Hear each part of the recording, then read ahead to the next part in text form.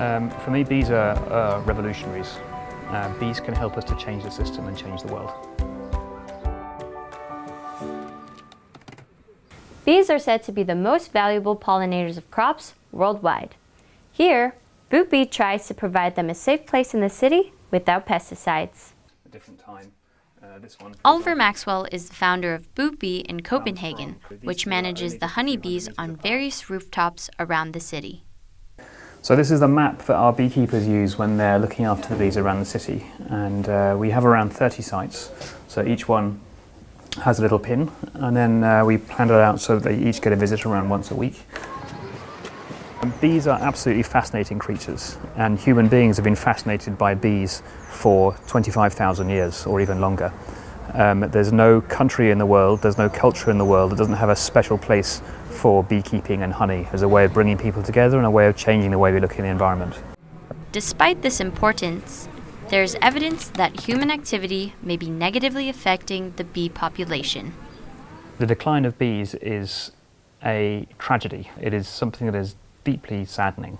They are a joyful, beautiful, fantastic part, a universe that exists within our own universe, which is to be explored and celebrated. So pesticides, chemicals, destruction of habitat, these are all things that are enormously damaging to the living systems that sustain us in other ways, and it can't go on. According to the Beekeepers Association, there are around 140,000 bee families in Denmark.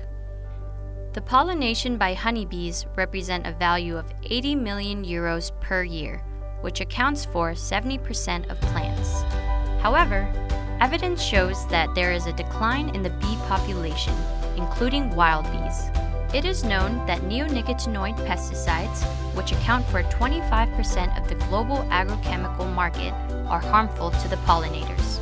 Now, the EU is going to vote on the ban of all outdoor uses of neonicotinoids on the 27th of April.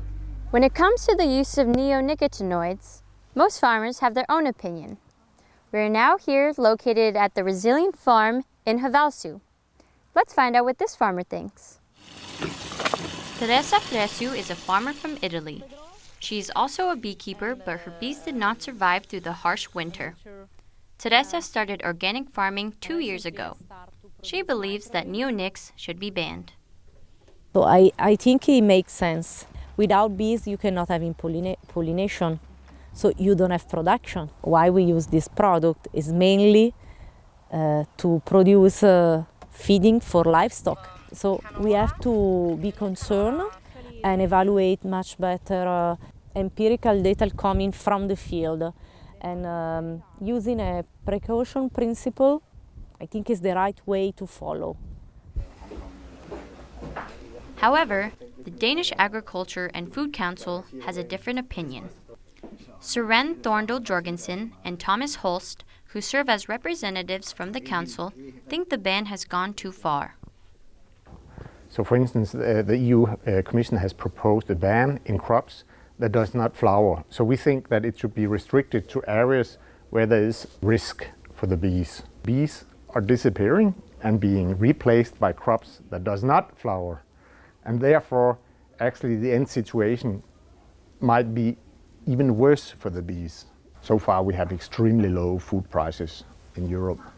But if you continue to ban pesticide, at some stage the food prices will accelerate in an upward direction, because our production will decrease, our productivity will decrease, and the food consumption just go up and up.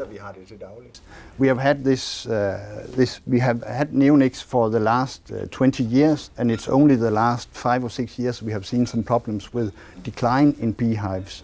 So I don't think it's actually in Denmark that neonics have had any big effect on the beehives numbers. But of course, you cannot say that it have absolutely nothing to do with it, but there are some other reasons that are more important, I think. The lack of food in the autumn, so the bees have not a lot of food in the beehives for the winter. So that is affecting them and making them weak and not able to cope very well. That is a place where EU could do more, could make sure that we have more rooms for flowers and also for the wild bees to nest. On the other hand, Oliver Maxwell disagrees. He thinks that there should be more steps taken in the education of bees. Of course the ban is a must, but it's only one step in the suite of interventions that need to be taken in order to not just protect the bees but create a sustainable environment. The situation for insects generally in the European Union is tragic. It's chemical warfare on a massive scale against insects. So neonicotinoids should absolutely be banned, but we also need to address the power of large agrochemical companies in terms of how they can influence regulation around chemicals. So one thing is education, another thing is encouraging people to get involved and do stuff. So getting people to plant flowers, getting people to grow their own food, learn about nature, engage with nature. It is really important to educate children about bees. These are the sorts of things that we need to do in order to change people's perception of their own role in a healthy nature. Although the population of bees is endangered, there are people out there who acknowledge the issue and are trying to help through education. The Danish Broadcasting Corporation has a children's channel called Ramesjang. The program Save the Bees held a plant festival event where parents could bring their children to learn about bees. To teach them about the wild bees and how to protect the bees and build small shelters for the bees so they can live there and plant flowers for them to collect nectar and pollen in them. They're the next generation. We fucked up and they're going to save everything. So smart children gives a smarter world, basically. So there's definitely not enough education. There's not enough knowledge about how nature works in the general public, because if people knew how everything works, how everything is connected, they most definitely would be more careful about the nature we live in.